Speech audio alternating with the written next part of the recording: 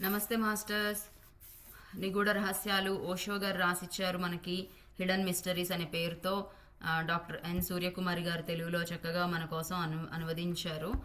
మనం 3వ చాప్టర్లో ఉన్నాము ఇప్పుడు. ఆ, ఇంతకు ముందు రోత్ చీల్డ్స్ అనే ఒక కోటీశ్వరుడు అమెరికా మందులు ఆ, తను కోమాలోకి వెళ్ళిపోయేసి తర్వాత కోమాలోంచే మాట్లాడటము, తనకి ఏ మందు కావాలో చెప్పడము, వాళ్ళు ఆ మందు ఇవ్వగానే తను బ్రతకడము, ఇవన్నీ కూడా తెలుసుకున్నాం కదా. అసలు ఆ మందు అనేది మార్కెట్లో లేనిది, వాళ్ళు అతని కోసం ప్రత్యేకంగా తయారు చేశారనమాట. ఎలా చేయాలో అన్నీ కూడా అతను చెప్పాడు. అలా వాళ్ళు చేశారు కదా. ఇప్పుడు ఏం చేద్దాము, ఇప్పుడు ఏం జరుగుతుందో చూద్దాం. ఇంకొక సందర్భంలో ఒకరికి ఒక ప్రత్యేకమైన మందు సూచించాడు. దానికోసం వెతికారు, కానీ అవునా? అది దొరకలేదు. అమ్మా చెప్పండి.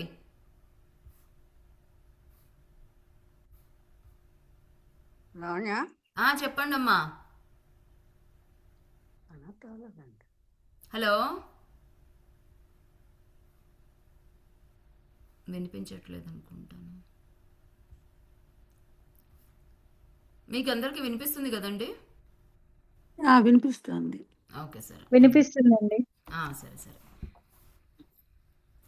అమ్మా చెప్పండి. వినిపిస్తుందా మీకు? సడన్ గా తనకి ఏదైనా ఫోన్ కి ఏదైనా వస్తే అట్లా కూడా పోయి ఉంటుంది. లేదన్నా. ఆఫ్ అయిపోయి మళ్ళీ లాగైతే వస్తుందేమో. నేను మొదలు పెడుతున్నాను. ఇంకొక సందర్భంలో ఒకరికి ఒక ప్రత్యేకమైన మందు సూచించాడు. దానికోసం వెతికారు, కానీ అది దొరకలేదు. 1 సంవత్సరం తరువాత ఆ మందు అందుబాటులో ఉంది అని పత్రికాముఖంగా ప్రకటించారు. గతించిన సంవత్సరంలో ఆ మందు పరిశోధనశాలలో శోధింపబడే ప్రక్రియలో ఉంది. దానికి ఇంకా పేరు కూడా పెట్టలేదు, కానీ కైస్కి దాని గురించి తెలుసు. అప్పుడు రోగికి ఆ మందు ఇచ్చారు. అతడు తిరిగి ఆరోగ్యాన్ని పొందాడు. అంటే ఆ మందు ఇప్పుడు అతనికి కోమాలో ఉన్నప్పుడు అతనికి ప్రత్యేకంగా ఒక 3వ కన్ను తెరుచుకోబడింది అనమాట. కాబట్టి ఎక్కడెక్కడో ఉండే మందులు కూడా అతనికి తెలుస్తున్నాయి. మనం చెప్పుకున్నాం కదా, అతను కోమాలో అంటే అతను ఒక ట్రాన్స్ స్టేట్లోకి వెళ్ళిపోతాడు. అప్పుడు ఆ మందు గురించి చెప్తాడు. అతను ఏమేం మందులు చెప్పాడు, అతను బయటకు వచ్చిన తర్వాత, ట్రాన్స్లోంచి బయటకు వచ్చిన తర్వాత అడిగితే నాకు అవన్నీ ఏం తెలియదు అంటాడు అనమాట. ఒకనొక సమయంలో అతను ఏ మందు చెప్పాడంటే ఆ మందు ఇంకా తయారీలో ఉందన్నమాట, దాని మీద పరిశోధనలు జరుగుతున్నాయి. ఆ మందే కూడా అతను రోగికి చెప్పాడనమాట. కానీ ఆ మందు ఇంకా రెడీ అవ్వలేదు. సంవత్సరం తర్వాత అయిన తర్వాత ఇస్తే అప్పుడు అతను బాగయ్యాడు. దొరకని మందులు కైస్ సూచించడము, రోగులు చనిపోవడం జరిగింది. దాని గురించి అతడిని అడిగితే తాను నిస్సహాయుడునని, తాను చెయ్యగలిగింది ఏమీ లేదని చెప్పాడు. ఇవన్నీ ఎవరు చేస్తున్నారో, ఎవరు మాట్లాడుతున్నారో నాకు తెలియదు. ఆ వ్యక్తితో నాకు ఎలాంటి సంబంధం లేదు అని అతను అన్నాడు. కానీ ఒక్కటి మాత్రం నిజం, ఆ స్థితిలో అతడు ఎప్పుడు మాట్లాడుతున్నా అతడి కళ్ళు పైకి లాగబడి ఉండేవి. అనుకున్నాం కదా ట్రాన్స్లో ఉంటాడు అని. అతను ట్రాన్స్లో ఉన్నప్పుడు మాట్లాడే విషయాలు బయటకు వచ్చిన తర్వాత అతనికి తెలియదు. అతని ద్వారా 3వ కన్ను ద్వారా విశ్వమే మాట్లాడుతుంది. హయ్యర్ మాస్టర్స్ మాట్లాడుతున్నారు. కాబట్టి తను ఎటువంటి మందులు సూచిస్తాడు, అసలు అప్పటికి మార్కెట్లో ఇంకా లేని మందులు సూచిస్తాడు. అవేమో దొరకవు, దాంతో రోగులు చనిపోయేవారు. కానీ అతడు నాకు ఏ సంబంధం లేదు, నాకు అసలు తెలియదు ఇదంతా అని చెప్తున్నాడు. మనం మంచి నిద్రలో ఉన్నప్పుడు మన కళ్ళు పైకి లాగబడి ఉంటాయి. అది మనం ఎంత గాఢంగా నిద్రపోతున్నాం అన్న దానిపై ఆధారపడి ఉంటుంది. ఇప్పుడు మనస్తత్వ శాస్త్రవేత్తలు నిద్రపై ప్రయోగాలు జరుపుతున్నారు. నిద్ర ఎంత గాఢంగా ఉంటే కళ్ళు అంత పైకి ఉంటాయి. కళ్ళు ఎంత క్రిందికి ఉంటే అంత కదలికలు ఉంటాయి. కనురెప్పల చాటున కళ్ళు ఎంత వేగంగా కదులుతుంటే అంత ఎక్కువ సంఘటనలతో కూడిన కళ నీకు వస్తుంది అన్నమాట. ప్రయోగాల ద్వారా ఇప్పుడు ఇది శాస్త్రీయంగా నిరూపించబడింది. కంటి కదలికలు త్వరగా కదులుతున్న కళని సూచిస్తాయి. కళ్ళు క్రిందికి ఉంటే కళ్ళ కదలిక ఎక్కువ వేగంగా ఉంటుంది. కళ్ళు పైకి వెళుతుంటే కళ్ళ కదలిక వేగం తగ్గుతుంది. కళ్ళ కదలికే లేనప్పుడు మంచి నిద్రలో ఉన్నట్లు. ఆ స్థితిలో కనుబొమల మధ్య స్థానంలో కళ్ళు కదలకుండా నిలిచి ఉంటాయి. ఇవన్నీ చక్కగా పరిశోధనలు జరిపారు కాబట్టి మనకి నిద్రలో ఏం జరుగుతుంది అనే విషయం తెలుస్తుంది. ఎలా అయితే ఈ కైస్ తను ఆ ట్రాన్స్ స్టేట్లో కనుగుడ్లు పైకి తిప్పబడి ఉంటాయో, మనం కూడా నిద్రపోయేటప్పుడు కనుగుడ్లు పైకి వెళతాయి. అంటే గాఢమైన నిద్రాస్థితిలో, అంటే మనము ఉపచేతన మన స్థితి అన్నమాట. మనం ఈ చైతన్యంలో ఉండము. మన పక్కన ఏదైనా జరుగుతున్నా మాట్లాడుతున్నా మనకు అసలు వినిపించదు. అంటే మన మన ఆత్మ పూర్తిగా ఇతర లోకాల్లోకి, వేరే డైమెన్షన్స్ లోకి వెళ్ళిపోయి ఉంటుంది అనమాట. అప్పుడు మన శరీరం ఏమీ కదలదు. సరికదా నాలుక వెళ్ళి పైకి అతుక్కొని ఉంటుంది. తర్వాత అన్ని బిగబెట్టుకొని ఉంటుంది. పెదాలు, నాలుక అన్ని కూడా గట్టిగా మూతబడి ఉంటుంది. అంటే ఒకళ్ళు నోరు తెరుచుకొని నిద్రపోయినా కూడా అది మన చేతుల్లో ఉండదు. నాలుక అక్కడ పైకి వెళ్ళిపోయి ఉంటుంది. తర్వాత కళ్ళు పైకి తిప్పబడి ఉంటాయి, మూడవ కన్ను వైపు తిరిగి ఉంటాయి అన్నారు. సో అలా చేయడం వలననే మనము అంతటి గాఢమైన నిద్ర పోయినప్పుడు మాత్రమే మనకి నిద్రలో మనకి ఏం జరగాలో, హీలింగ్స్ ఏం జరగాలో అవన్నీ జరుగుతాయి అన్నమాట. సరే, లేదా అది గనక ఆ నిద్ర గనక ఆ గాఢ నిద్రాస్థితి అనేది గనక మనకి రాకపోతే మనం అంటాం కదా, ఏదో అంత కలలుగానే ఉంది, నిద్ర సరిగ్గా పట్టలేదు రాత్రి అని అంటాం. సరేలేరా.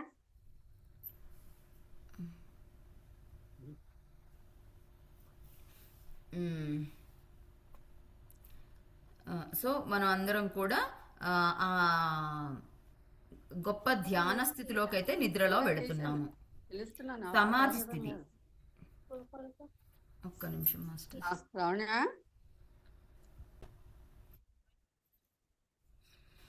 సమాధిలో, గాఢ ధ్యానంలో మనం ఏ స్థితికైతే చేరుకుంటామో గాఢ నిద్రలో కూడా అదే స్థితిలో చేరుకుంటామని యోగా చెబుతుంది. గాఢమైన నిద్రలోనూ సమాధి స్థితిలోనూ కళ్ళు నిలిచి ఉండేది ఒకే స్థానంలో.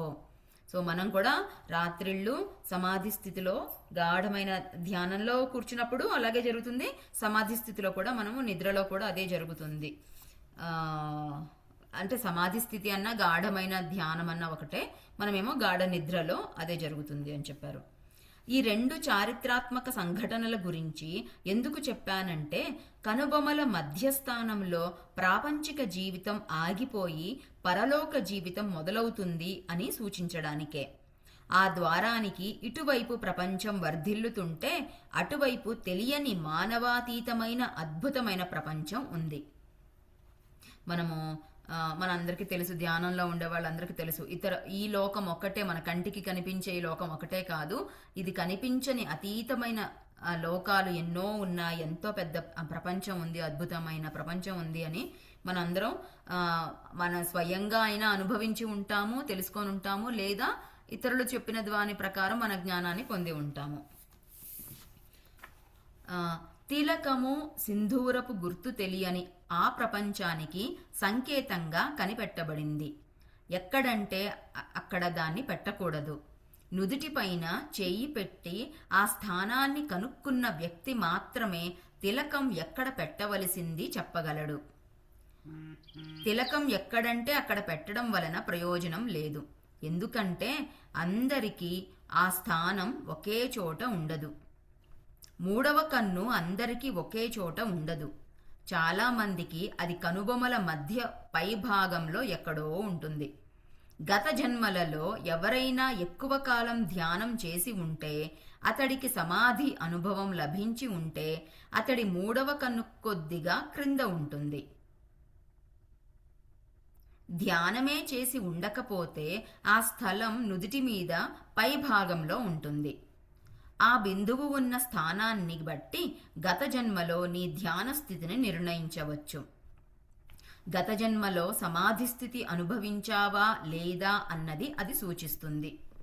అది తరచుగా జరిగి ఉంటే ఆ బిందువు క్రిందికి దిగి ఉంటుంది. నీ కళ్ళతో సమానమైన స్థాయిలో అది ఉంటుంది. అది అంతకన్నా క్రిందకు వెళ్ళలేదు. ఆ బిందువు నీ కళ్లకు సమాంతరంగా ఉంటే ఒక చిన్న సంఘటనతో ఎవరైనా సమాధిలోకి ప్రవేశించగలరు. నిజానికి జరిగింది చాలా చిన్నది కావడంతో ప్రాముఖ్యత లేనిదానిగా కనిపిస్తుంది. స్పష్టమైన కారణం ఏమీ లేకుండానే ఎవరైనా సమాధిలోకి వెళితే మనం ఆశ్చర్యపోతాం. చాలా గొప్ప విషయం కదండి, మనకెవరికి తెలియదు ఈ విషయం. నాకైతే తెలియదు.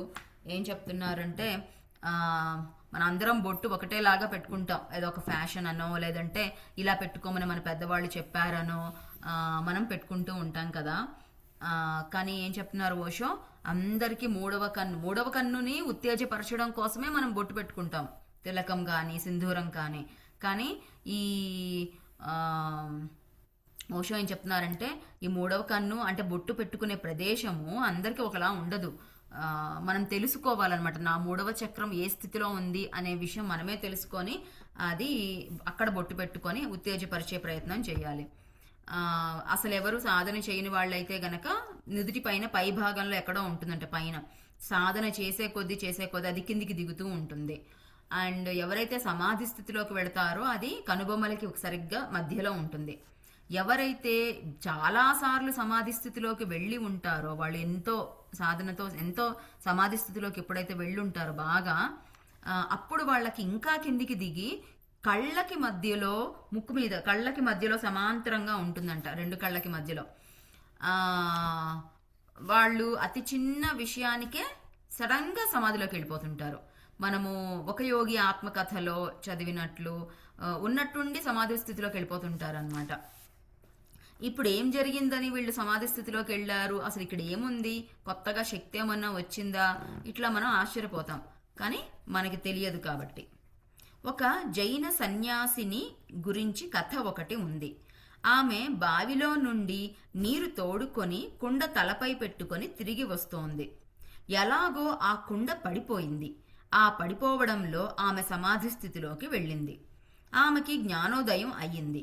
ఆ సంఘటన చాలా అప్రధానంగా అనిపించవచ్చు. ఆ కుండ క్రింద పడి పగులుతుంది, సమాధి సంభవిస్తుంది. ఆ రెండింటికి సహేతుకమైన సంబంధం ఏమీ ఉన్నట్లు కనిపించదు. వాళ్ళకి అసలు అంటే మనకి తెలియదు. ఇంకా మామూలు వాళ్ళు, ఇంకా అసలు ధ్యానము ఆధ్యాత్మికత ఏమీ లేని వాళ్ళైతే కొండ పగిలిపోయింది, నీరంతా వృధా అయిపోయింది, ఈ విధంగా మనం మాట్లాడతాం. కొంచెము జ్ఞానం ఉండే వాళ్ళైతే కుండ పగిలింది, పర్వాలేదు, ఇది ఇలాగే జరగాలని ఉందేమో, మళ్ళీ తెచ్చుకుందాం, ఇదేమీ జీవన్మరణ సమస్య కాదు, అంతా మన మంచికే అని చెప్పుకొని సాగిపోతాం. కానీ వీరు సమాధి స్థితిలో ఉండేవారు కాబట్టి ఆవిడకి కుండ పడిపోయింది అంటే కుండ కాస్త కుండ లేని స్థితిలోకి వెళ్ళిపోయింది. అదే కూడా ఆవిడ కూడా తను లేని స్థితి, సమాధి స్థితిలోకి ఆ క్షణంలో వెళ్ళిపోయారనమాట. వాళ్ళ ప్రాక్టీసెస్ చేస్తూ ఉంటారు కదా. జైన సన్యాసిని అంటే ఎంతో సాధన చేస్తూ ఉంటారు. ఈ సంఘటనతో ఆవిడ సమాధి స్థితిలోకి వెళ్ళారనమాట. ఇలాంటిదే మరో సంఘటన లావోట్సు జీవితంలో జరిగింది. ఆకురాలే కాలంలో అతడు ఒక చెట్టు క్రింద కూర్చున్నాడు. ఆ చెట్టు నుండి ఎండుటాకులు రాలుతున్నాయి. అవి చూస్తూ లావోట్సు జ్ఞానోదయం పొందాడు. చూసారా, అసలు ఏమాత్రం సంబంధం లేని విషయాల్లో కూడా వాళ్ళు సమాధి స్థితిలోకి వెళతారు. జ్ఞానోదయానికి ఆకు రాలడానికి మధ్య సంబంధం లేదు, కానీ అలాంటివి జరుగుతాయి. ఎందుకంటే గత జన్మలలో చేసిన పని వలన మీ ఆధ్యాత్మిక ప్రయాణం చాలా వరకు పూర్తి అయ్యింది. రెండు కళ్ల మధ్య ఉండేలా మూడవ నేత్రపు బిందువు క్రిందకు జారింది.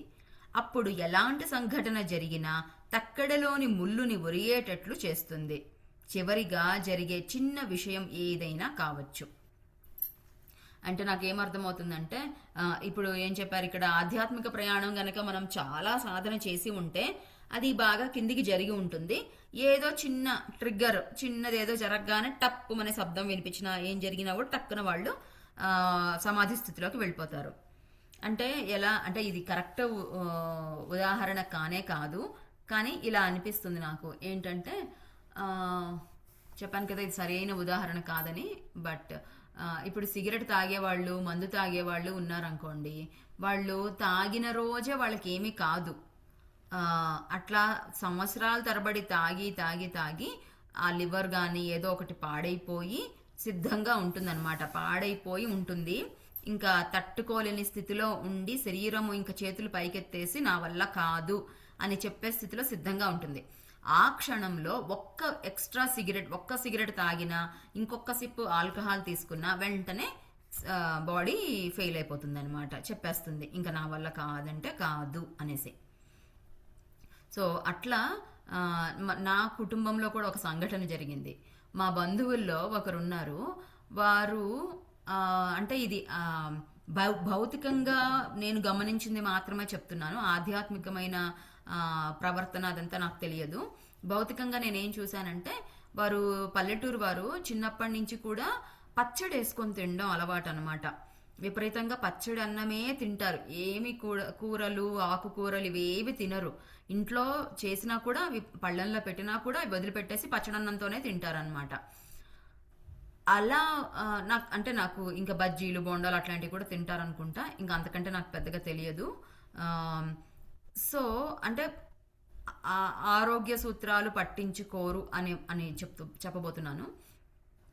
వారికి 50 లేకపోతే 60 ఏళ్ళో అంత వయసు వచ్చిందేమో, బహుశా 60 ఎన్నో వయసు వచ్చిన తర్వాత అప్పటికే తనకి లివర్ పాడైపోయి చాలా సంవత్సరాల నుంచి బాధపడుతూ ఉన్నారు. ఒళ్ళంతా నీరు వచ్చేసింది, చాలా ఇబ్బంది పడుతూ, ఇంకంతా ఆహారం కూడా కొంచెం మార్పులు తీసుకొస్తూ ఉన్నారు.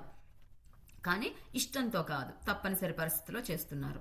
కుటుంబము డాక్టర్ల చుట్టూ తిప్పడము ఇవన్నీ చేస్తున్నారు. ఒకరోజు వాళ్ళ అత్తగారిది తద్దినం వచ్చింది. కాదు, వాళ్ళ అత్తగారు చనిపోయారు. వాళ్ళ అత్తగారు చనిపోతే భోజనాలు పెడతారు కదా చివర్లో, ఆ భోజనాలకి వెళ్ళారనమాట. ఆ టైంలో ఇంకా పెళ్ళిళ్ళు వాటికి ఏమన్నా కానీ ఇలాంటిది వెళ్తాం కదా, అత్తగారిదే కాబట్టి వెళ్ళారు. ఆ భోజనం ఇలాంటి సందర్భాల్లో కొంచెం అన్ని విందు భోజనం లాగా చేస్తారు కదా, అన్నీ చేశారనమాట. ఈయన అన్ని సుష్టుగా తిన్నారు. చాలా రోజుల నుంచి తినలేదేమో మరి, అన్నీ తిన్నారు. విత్ ఇన్ ఫ్యూ మంత్స్లో ఆయన కూడా చనిపోయారు. ఆ భోజనమే అంటే బంధువులు మాట్లాడటంలో ఏం చేశారంటే, ఆ భోజనమే దగ్గర నుంచి ఆయన ఇంకా కోలుకోలేని స్థితిలోకి వెళ్ళిపోయారు అని చెప్పారనమాట. సో అంటే శరీరము కొంతవరకు తట్టుకొని ఉంటుంది, అంతకంటే ఎక్కువ నేను ఇంకా చేయలేను అన్నప్పుడు మనం బయటికి బాగానే కనిపిస్తూ ఉంటాం, కానీ లోపల ఏం జరుగుతుందో మనం చెప్పలేమన్నమాట. సో చెప్పాను కదా, ఇది మంచి ఉదాహరణ కాదు, కానీ ఈ గొప్ప సమాధి స్థితికి ఈ శరీరం తట్టుకోలేని స్థితికి అనేది అస్సలు ఉదాహరణ కాదు. కాకపోతే ట్రిగ్గర్ అనే పాయింట్ గురించి చెప్తున్నాను అనమాట.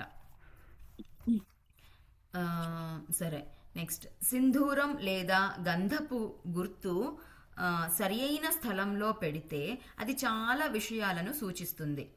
మొదటగా ఒక ప్రత్యేకమైన స్థలంలో తిలకం ధరించమని మీ గురువు చెబితే అక్కడ నీకు ఏదో అనుభవం మొదలవుతుంది.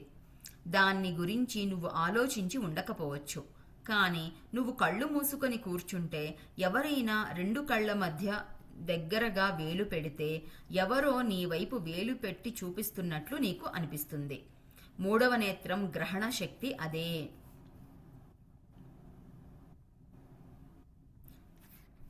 ఓకే, అంటే ఇప్పుడైతే మనకి తెలియదు, కానీ ఇంతకుముందు ఆధ్యాత్మిక గురువులు ప్రతి ఒక్కరికి ఒక గురువు గనక ఉంటే వారు నువ్వు ఎక్కడ బొట్టు పెట్టుకోవాలి అని గనక సరిగ్గా చెప్తే వాళ్ళు వాళ్ళ దివ్య నేత్రంతో మన నుదిటి పైన చూస్తారు, మన నేత్రం ఏ స్థితిలో ఉంది అనేది.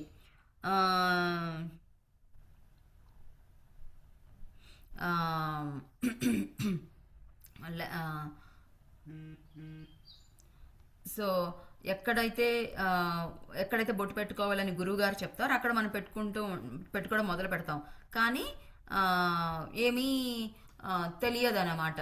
అంటే మనకేం తెలియదు, శిష్యుడికి ఏమీ తెలియదు ఎందుకు పెట్టుకోమన్నారు, ఇక్కడ ఉందా నాది అని ఏమీ తెలియదు. కాకపోతే దాని గురించి ఏమని మనకు సూచన ఇస్తున్నారంటే,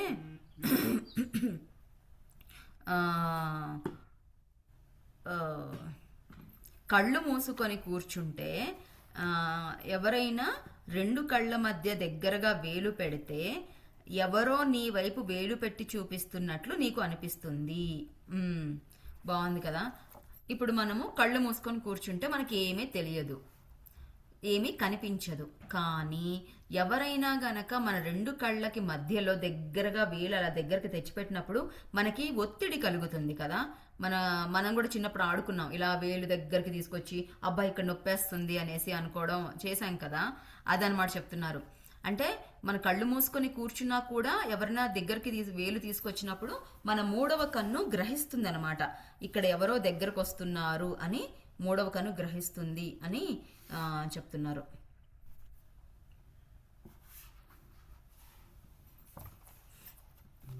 తిలకం నీ మూడవ నేత్రపు పరిమాణం అంత ఉండి సరి అయిన స్థలంలో పెడితే నువ్వు ఆ స్థలాన్ని 24 గంటలు గుర్తుంచుకుంటావు. మిగిలిన శరీరాన్ని మర్చిపోతావు. దీని వలన తిలకం పట్ల ఎరుక పెరుగుతుంది మరియు శరీరం పట్ల ఎరుక తగ్గుతుంది. అప్పుడు తిలకం తప్ప శరీరం గురించి ఏ విధమైన గుర్తులేని క్షణం వస్తుంది. అది జరిగినప్పుడు నీ మూడవ నేత్రాన్ని తెరుచుకోగలవు. ఈ సాధనలో నువ్వు పూర్తిగా నీ శరీరాన్ని మరిచిపోయి తిలకాన్ని మాత్రమే గుర్తుంచుకునే ప్రయోగంలో నీ చైతన్యం మొత్తం స్ఫటికంగా మారి మూడవ నేత్రంపై కేంద్రీకరిస్తుంది. మూడవ నేత్రాన్ని తెరిచే తాళం చెవి కేంద్రీకరించబడిన చైతన్యమే. ఒక భూతద్దం సహాయంతో సూర్యకిరణాలను ఒక కాగితపు ముక్క మీద కేంద్రీకరిస్తే ఆ కాగితాన్ని మండించటానికి సరిపోయినంత వేడిని సృష్టిస్తావు. ఆ కిరణాలు కేంద్రీకరించబడినప్పుడు మంట ఉత్పత్తి అవుతుంది. శరీరమంతా చైతన్యం వ్యాపించి ఉన్నప్పుడు అది నీ జీవితాన్ని నిర్వహించడం అనే పని చేస్తూ ఉంటుంది. కానీ అది పూర్తిగా మూడవ నేత్రంపై కేంద్రీకరిస్తే మూడవ నేత్రంతో చూడడానికి అడ్డంకిగా ఉన్నది తగలబడుతుంది. అప్పుడు మీకు అంతర్గత ఆకాశాన్ని చూడనిచ్చే తలుపు తెరుచుకుంటుంది. చాలా గొప్ప రహస్యం చెప్పారు.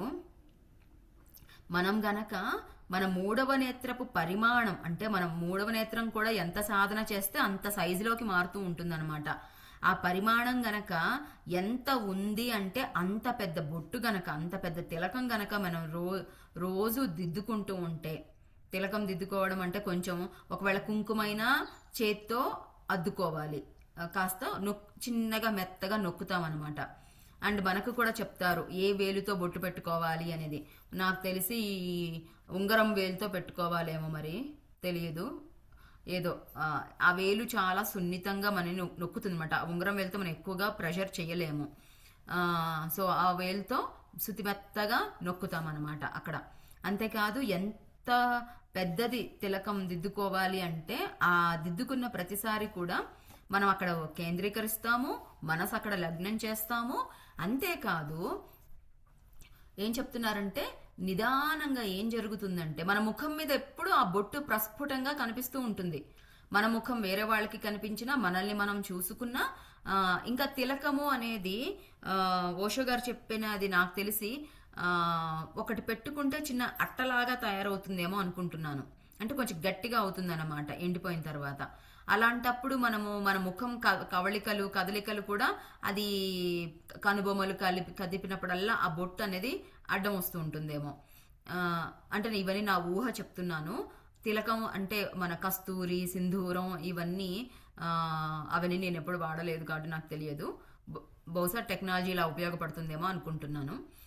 సో అది ఓషో గారు చెప్పింది ఏంటంటే ఎప్పుడైతే మనం తిలకం మీద ఎక్కువైతే శ్రద్ధ పెడతామో, మూడవ కన్ను మీద ఎప్పుడైతే శ్రద్ధ పెడతామో మిగతా శరీరం అంతా కూడా మనం దాని మీద ఎరుక అనేది తగ్గిపోతూ ఉంటుంది స్లోగా. మూడవ కన్ను మీద శ్రద్ధ పెరుగుతుంది, ఇక్కడైతే శ్రద్ధ తగ్గిపోతుంది. అప్పుడేమవుతుంది, ఆ చైతన్యం అనేది మనం ఎక్కడైతే కేంద్రీకృతం అవుతుందో, అంటే భూతద్దం తీసుకొచ్చి పెట్టినప్పుడు మాత్రమే సూర్యకిరణాలు ఒక చోట కేంద్రీకరిస్తుంది కదా భూతద్దం అనేది. నేను ఖచ్చితంగా సరిగ్గా పలకాలి అని ప్రయత్నం చేస్తున్నాను. కేంద్రీకృతం అవుతుంది సూర్యరశ్మి అంతా. అప్పుడు కింద ఉండే కాగితం అనేది తగలబడిపోతుంది. అదే విధంగా మన చైతన్యం అంతా కూడా మూడవ నేత్రం అంటే ఆ బొట్టు మీద కేంద్రీకృతం అయినప్పుడు మిగతా శరీరం అంతా కూడా తగలబడిపోతుంది. అంటే బేసిక్ గా తగలబడిపోవడం అంటే దాని మీద ఎరుక అనేది తగ్గిపోతుంది అనమాట. ఆ ఈగో అనేది అంటే స్వార్థము, ఈగో, నాది అనే ఆ భావన శరీర తత్వమే కదా అదంతా కూడా. సో ఆ తత్వం అంతా కూడా తగలబడిపోతుంది. అప్పుడేమవుతుంది, మన చైతన్యము పెరుగుతుంది. మూడవ నేత్రాన్ని తెరవడానికి కావలసినది ఏంటి, తాళం చెవి అంటే కేంద్రీకరించబడిన చైతన్యము. మిగతా అన్ని శరీర భాగాల మీద ఉంటుంది. ఇప్పుడు మనకి అమ్మో నాకు కాళ్ళు నొప్పి, నాకు ఎప్పటి నుంచో కాళ్ళు నొప్పులు ఉన్నాయి, నేను ఇది ఎక్కలేను, పలానా గుడికి వెళ్ళాలంట కానీ వెళ్ళాలని ఉంది కానీ అక్కడ మెట్లు ఉన్నాయి కాబట్టి నేను వెళ్ళలేను, ఇట్లా అంటే ఏంటి, నా చైతన్యం అంతా ఎక్కడుంది, ఇప్పుడు నా మోకాళ్ళకి నొప్పులు ఉన్నాయి అనే భావనతో ఉంది. కానీ స్లోగా నేను ఎప్పుడైతే సమాధి వైపు వెళ్తూ ఉంటానో, కేంద్రీకృతం అవుతూ ఉంటానో, ఈ శరీరం మీద శ్రద్ధ అంతా వెళ్ళిపోతూ ఉంటుంది. అసలు ఏది మనుషులు ఉన్నా లేకపోయినా, నా చుట్టుపక్కల బంధువులున్నా, నా ఆస్తులున్నా లేకపోయినా అన్నిటిని వదిలిపెట్టేస్తూ ఉంటాం అనమాట. స్లోగా వెళ్ళిపోయినప్పుడు ఏమవుతుంది, ఎప్పుడైతే ఆ కేంద్రీకృతం అవుతుందో చైతన్యం మొత్తం తీసుకెళ్లి ఆ సమాధి స్థితి వైపు వెళ్తుందో అక్కడ తాళం తెరుచుకుంటుంది. అప్పుడు అక్కడ తాళం తెరుచుకుంటే ఇంకేముంది, మూడవ కన్ను తాళం తెరుచుకుంటే మనకి విశ్వమంతా తెలుస్తుంది. తిలకం యొక్క మొదటి ఉపయోగం ఏమిటి అంటే, తిలకాన్ని 24 గంటలు గుర్తుంచుకోవడం కోసం శరీరంలో నీకు సరియైన చోటుని చూపించడం. తిలకం యొక్క రెండవ ఉపయోగం ఏమిటి అంటే, గురువు నీ నుదుటిపై చెయ్యి పెట్టకుండా నీ ప్రగతిని గమనించడాన్ని అది సుగమం చేస్తుంది. ఎందుకంటే ఆ బిందువు క్రిందకు జరిగే కొద్దీ తిలకం కొంచెం క్రిందకు పెడతావు. ప్రతిరోజు ఆ స్థలాన్ని గమనించి మూడవ నేత్రం ఎక్కడైతే ఉందని అనుకుంటావో అక్కడ తిలకాన్ని పెట్టాలి. మనకొక ఓషో గారు ఒక సిద్ధాంతం చెప్పేశారు, నువ్వు ఇలా చెయ్యాలి అనేసి. ఏమని, ప్రతిరోజు అంటే 2 ఉపయోగాలు చెప్పారు. ఒకటేంటి, ఆ తిలకాన్ని మనం ఎక్కడైతే దిద్దుకుంటామో అక్కడ మన మనసు కేంద్రీకృతం అవుతుంది. 24 గంటలు మనము అక్కడ గుర్తుంచుకుంటుంటాం అనమాట, అక్కడ బొట్టు సంగతి. రెండవ ఉపయోగం ఏంటి, గురువు గారు మన ఎక్కడైతే బొట్టు పెట్టుకుంటున్నామో దాన్ని మన గురువు గారు చూసి మనల్ని తల మీద చేయి పెట్టి ఆయన తెలుసుకునే అవసరం లేకుండానే మన బొట్టు వలన ఆయనకి తెలిసిపోతుంది, ఓకే ఎంత సాధన చేశాము, ఈ తిలకం ఎంత కిందికి దిగుతుంది అనే విషయం ఆయనకి తెలిసిపోతుంది. మరి శిష్యుడు చేయాల్సిన ఏంటి అంటే, యోగ సాధనలో ఉండేవాళ్ళు సాధకులు ఏం చేయాలి అంటే, మన మూడవ నేత్రం అంటే మన నుదుటిని బాగా గమనించుకోవాలి. మన నుదుటిని బాగా గమనించుకొని ఎక్కడైతే సరిగ్గా నా మూడవ నేత్రం ఎక్కడ ఉంటుంది అని అర్థం చేసుకోగలుగుతామో అక్కడ మనం బొట్టు పెట్టుకుంటూ ఉండాలి. అది స్లోగా తర్వాత కిందికి దిగుతూ ఉంటుందన్నమాట. గురువుకి వేలాది మంది శిష్యులు ఉండవచ్చు. శిష్యుడు నమస్కారం చేస్తూ తల వంచినప్పుడు అతడి తిలకం ఎక్కడ ఉందో గురువు గమనిస్తాడు. అతడి ప్రగతి గురించి అడగవలసిన అవసరమే ఉండదు. శిష్యుడు పురోగమిస్తున్నాడా లేక ఏదైనా అడ్డుపడి ఆగిపోయాడా అన్నది తిలకం సూచిస్తుంది. శిష్యుడు ఆ బిందువు యొక్క అధోముఖపు కదలిక గ్రహించలేకపోతే దాని అర్థం అతడు చైతన్యం అంతటినీ కేంద్రీకరించటం లేదు అని. అతడు సరికాని స్థలంలో తిలకం పెడితే అసలైన స్థలం ఏదో అతడికి ఇంకా తెలియలేదు అని అర్థం.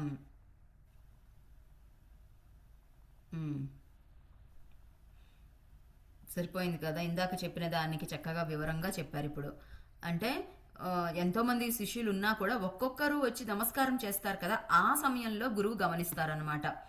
ఏమని, ఈ శిష్యుడు తిలకము సరి అయిన ప్రదేశంలో పెట్టకపోతేనేమో, అంటే గురువు గారికి ఇతని మూడవ నేత్రం కనిపిస్తుంది కానీ ఆ బొట్టు గనక అక్కడే ఉంటేనేమో సరియంగా ఉంది అన్నట్టు. ఒకవేళ బొట్టు అక్కడ లేకపోతేనేమో ఇతనికి ఇంకా తెలియదు, తన మూడవ నేత్రం ఇంకా తెరుచుకోలేదు, తనకి ఇంకా తెలియదు అని అర్థం చేసుకోవచ్చు.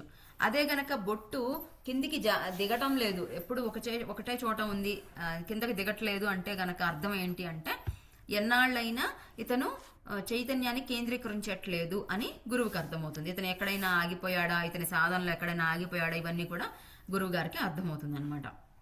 ఆ బిందువు అధోముఖంగా కదులుతున్నప్పుడు ధ్యాన పద్ధతులు మార్చుకోవాలి. ఆసుపత్రిలో వైద్యుడికి రోగి పురోగతి చార్టు ఎలాగో గురువుకి తిలకం అలాంటిది. నర్సు రోగి యొక్క ఉష్ణోగ్రత, రక్తపీడనం, నాడి మొదలైనవి నమోదు చేస్తుంది. రోగి పరిస్థితి తెలుసుకోవడానికి డాక్టర్ ఆ చార్టు చూస్తే చాలు. అలాగే తిలకం యొక్క ఉపయోగం ఏమిటంటే, అది శిష్యుడు స్థితిని సూచించడానికి జరిపిన ఒక గొప్ప ప్రయోగం. గురువుకి ఏమీ అడగవలసిన అవసరం లేదు. అతడికి శిష్యుడికి ఎలాంటి సహాయం అవసరమో, ఏమి మార్చవలసిన అవసరం ఉందో తెలుసు. ధ్యానంలో కావలసిన మార్పులను తిలకం తెలియజేస్తుంది. ఇదే తిలకపు విలువ. ఎంత గొప్ప చెప్పారు చూసారా. అది ఒక పురోగతి యొక్క చార్ట్ లాంటిదంట. మొత్తము శిష్యుడు ఎలా చేస్తున్నాడు, తను ఎంతసేపు ధ్యానం చేశాడు, ఇవన్నీ కూడా ఏం తెలుసుకోవాల్సిన అవసరం లేదు. ఆ తిలకం యొక్క కిందికి జరగడం గురించి చూడగానే ఆయనకి గురుగారికి అర్థమైపోతుంది. అంతేకాదు ఇప్పుడు రోగి యొక్క పురోగతిని బట్టి మందులు మారుస్తూ ఉంటారు కదా, డాక్టరు ప్రిస్క్రిప్షన్ మారుస్తారు. అదేవిధంగా ఈ తిలకం యొక్క కదలికల్ని బట్టి కూడా గురువు గారు ధ్యాన పద్ధతుల్లో మార్పులు తీసుకొస్తారనమాట. ధ్యానం ఇంతగా పెంచు అనో, లేదంటే ఇంకా ధ్యానం తగ్గించి నువ్వు ఇది చదువు అనో, లేదా శాస్త్రాలు చదవమనో, లేదంటే ఎక్కడికైనా వెళ్ళమనో, వేరే వాళ్ళకి చెప్పమనో ఏదో ఉంటుంది కదా. అవన్నీ గురువు గారు సూచించే అవకాశం ఉందన్నమాట. అది ఆ శిష్యుని యొక్క ఆధ్యాత్మిక పురోగతికి ఉపయోగపడుతుంది. ఓకే, మనము ఇక్కడితో ఈరోజు ఆపుదాము. తర్వాత ఇంకా ఆసక్తికరమైన విషయాలతో మళ్ళీ వచ్చే సెషన్లో కలుద్దాం మాస్టర్స్. Thank you.